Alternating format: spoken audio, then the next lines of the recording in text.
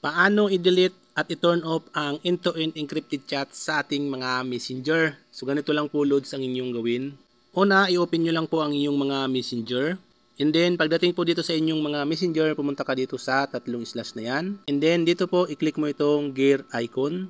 Tapos mapupunta ka dito sa setting ng iyong messenger, i-scroll up mo lang po, hanapin mo itong privacy and safety. And then dito sa privacy and safety, i-click natin itong end-to-end encrypted chats. Dito sa end-to-end encrypted chat mga lodis, may mga lalabas niya na option. Kailangan po mayroon pong message storage. Ngayon, kung wala pong message storage ang inyong mga end-to-end encrypted, dalawa lang po ang ibig sabihin yan mga lods.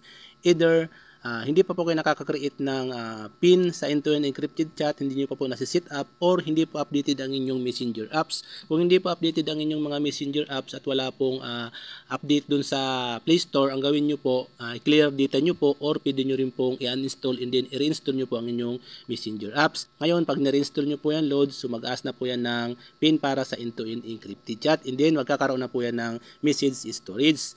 So, i-click lang po natin yan. Dito sa message storage mga lodis, sa pinakababang part, ayan, message in secured storage, i-click po natin itong delete and turn off secured storage. Click natin. And then, lalabas po ito, your end-to-end encrypted messages won't be backed up remotely.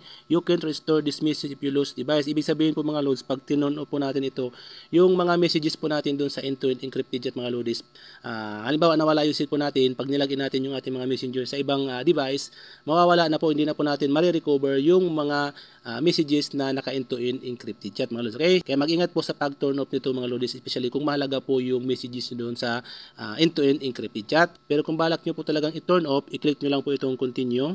And then, ganito na po ang lalabas niyan mga lodis. So, matuturn off na po, in-delete na po yung mga end-to-end encrypted chat nyo sa inyong mga messenger. So,